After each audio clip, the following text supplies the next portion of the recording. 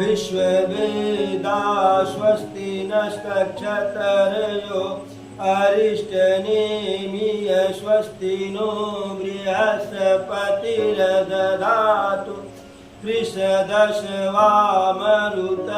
कृष्णमातरः शुभमयावानो विदधेषु जगमय अग्निजीवमनवः शूरचक्षसो विश्वे नो देवाय वशागमनि भद्रं कर्णेभिः शृणुयाम देवा भद्रं पश्येमक्षभिर्यजत्रा स्थिरैरङ्गस्तुष्ट्वाङ्गुशस्तनूर्भिषेमहि देवैतं यदाहुः शतमिन्नं शरदो अन्ति देवायतनश्चकरा चरशमतनुवरा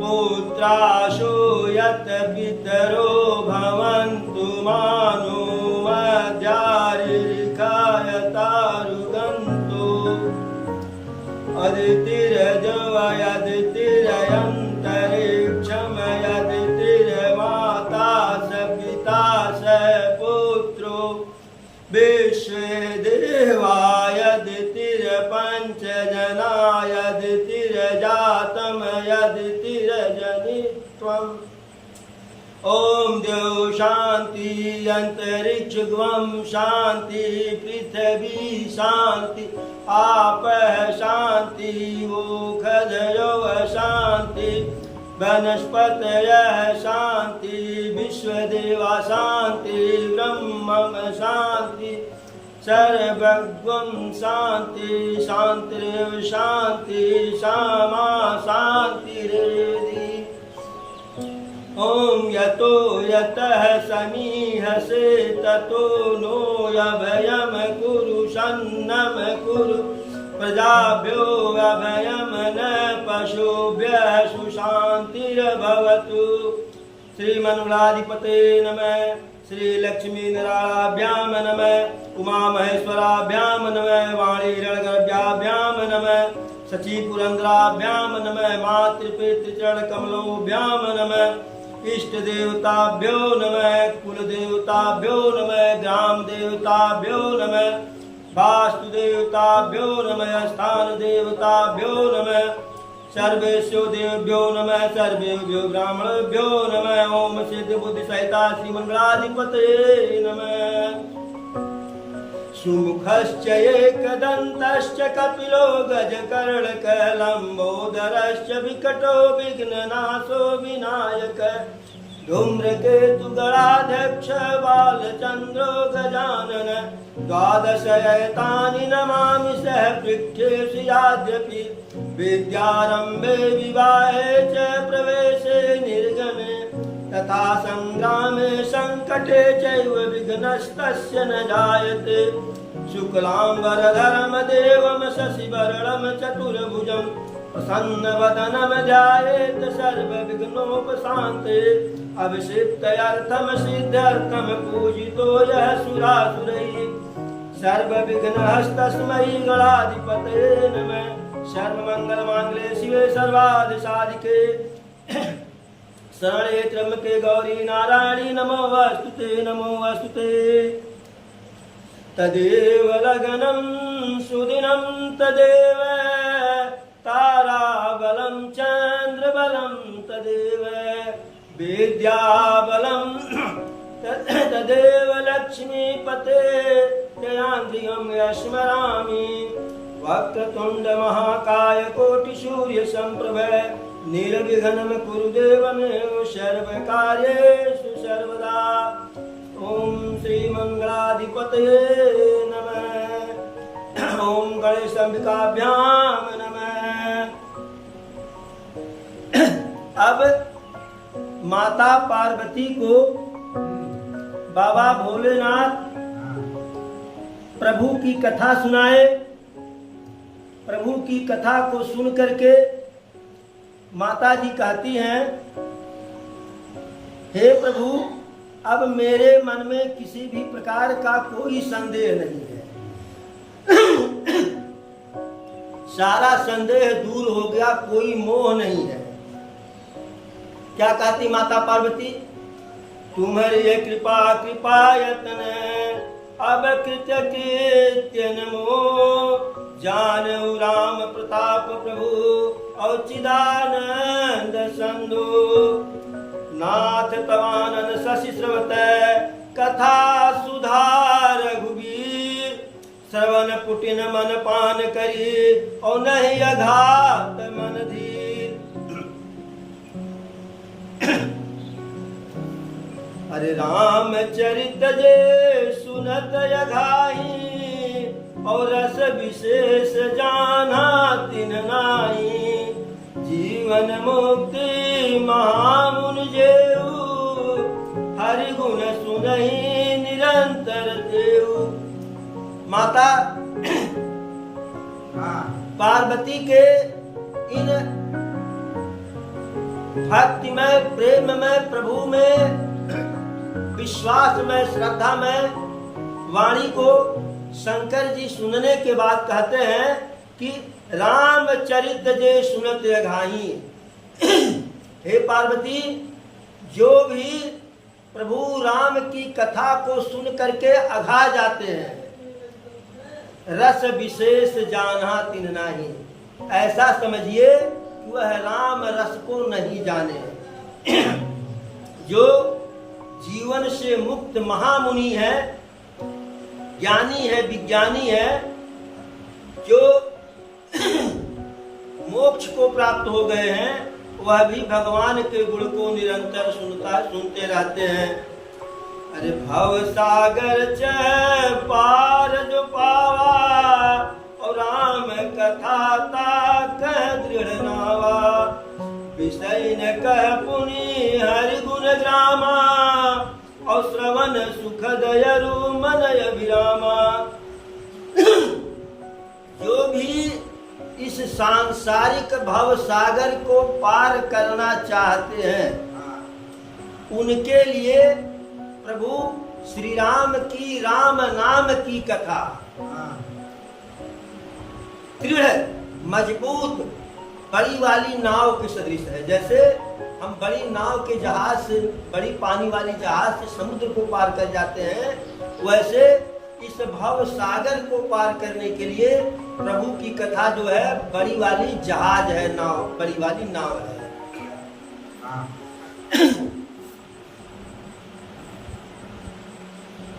राम की कथा के बारे में याज्ञवल्क्य जी भरद्वाज जी से कहे, राम कथा शशि किरण समाना, और संत चकोर करई जय पाना।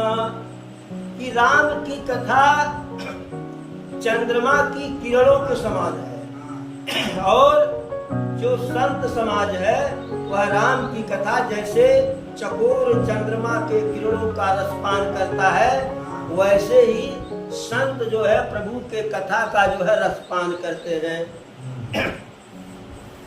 फिर भोले बाबा कहते हैं, राम कथा कली बिटप कुठारी, और राम कथा कली बिटप कुठारी, और सादर सुन पर जैसे कुमारी। भोले बाबा कहते हैं पार्वती जी से, हे भवानी, राम की कथा मजबूत कुल्हाड़ी की तरह से है। कुल्हाड़ी क्या कार्य करता है? पेड़ के टहनी पखनी इत्यादि को काट पीट करके सुंदर बना देता है। उसी प्रकार से राम की कथा हमारे अगल बगल जो माया रूपी काम क्रोध मद लोभ मोह इत्यादि की जो शाखाएं फैल गई हैं हमारे मन में, उनको काट छांट करके हमारे मन को निर्मल बना देता है।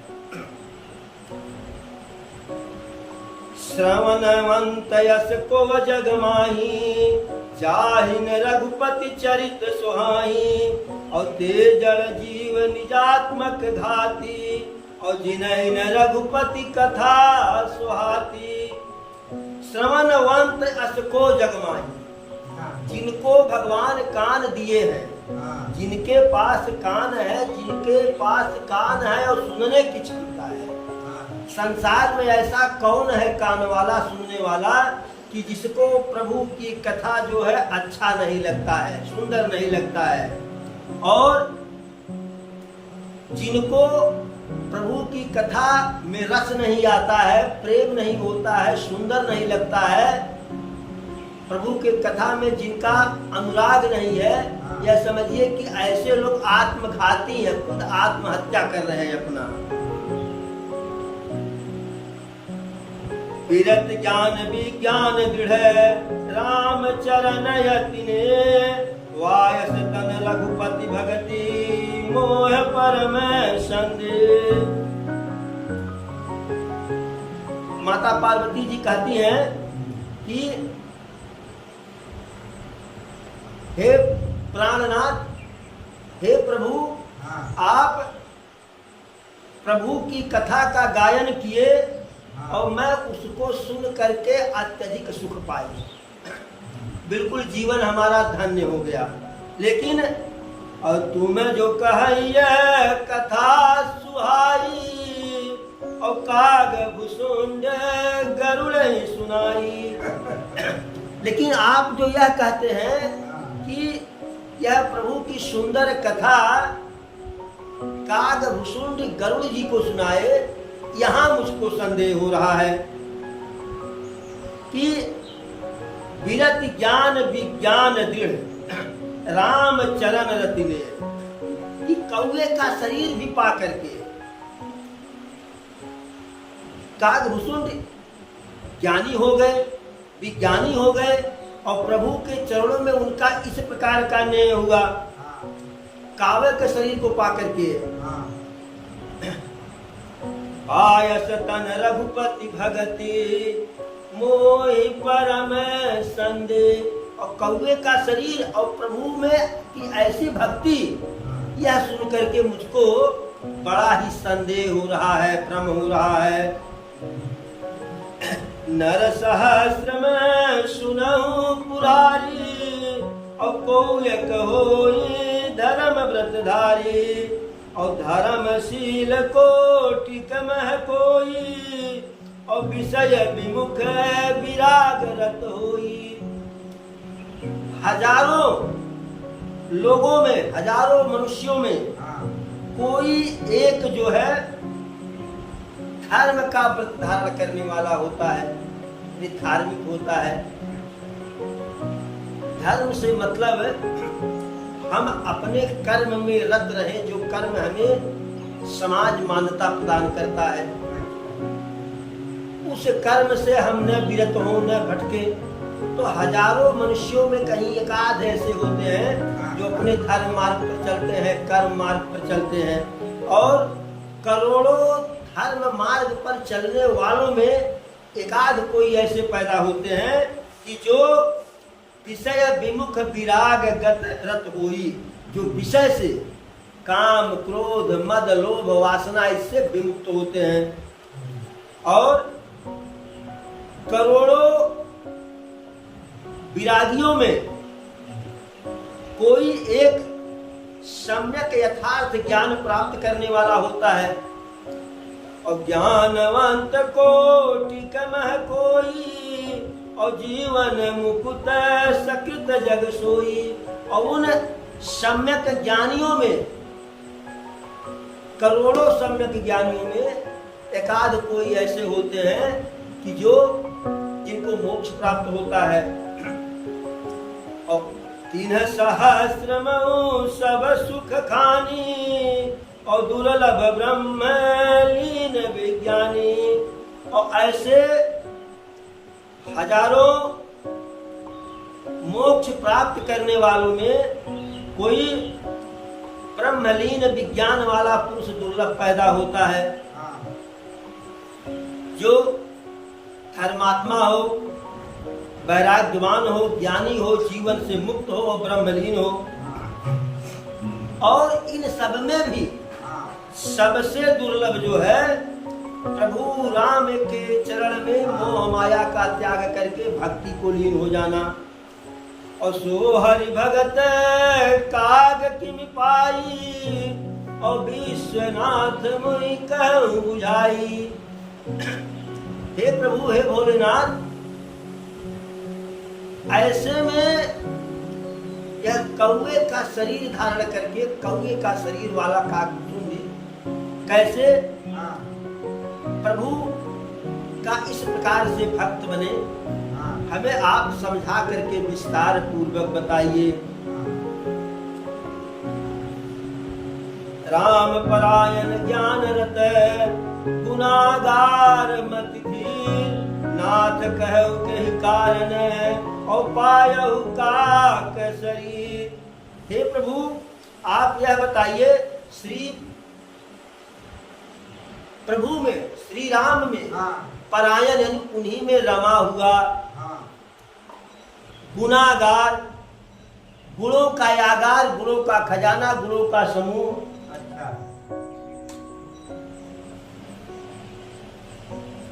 और धीर मति वाला, यानी मत भ्रमित न हो, मन डमाडोल न हो। यह सारे गुण कैसे, जो सारा गुण कागभुसुंड में है, तय किस कारण से कागभुसुंड जी कौवे का शरीर पाए, यद्यपि यह सारे गुण तो एक सामान्य मनुष्य में होना चाहिए। आपन पंखवा चला ले, लाइनिया आई तो चाहिए। यह प्रभु चरित पवित्र सुहावा, और कहु कृपाल काग कह पावा। और हे प्रभु, एक तो वह कैसे कौवे का शरीर पाए, और कौवे का शरीर पा करके प्रभु की कथा, प्रभु में प्रेम, प्रभु की भक्ति कैसे उनको मिली। तुम के ही भांति सुना मद नारी, और कहूँ मोहि अति कौतुक भारी। अब आप स्वयं कहते हैं कि हम कागभुसुंड से प्रभु श्री राम की कथा को सुने हैं, तो ये बताइए प्रभु की कथा कैसे कागभुसुंड को मिली, और कागभुसुंड को मिली तो कैसे आपको मिली। हे मदनारी, मदनारी से मतलब होता है मदन धन हरि। मदन माने कामदेव, कामदेव का शत्रु अर्थात भगवान भोलेनाथ।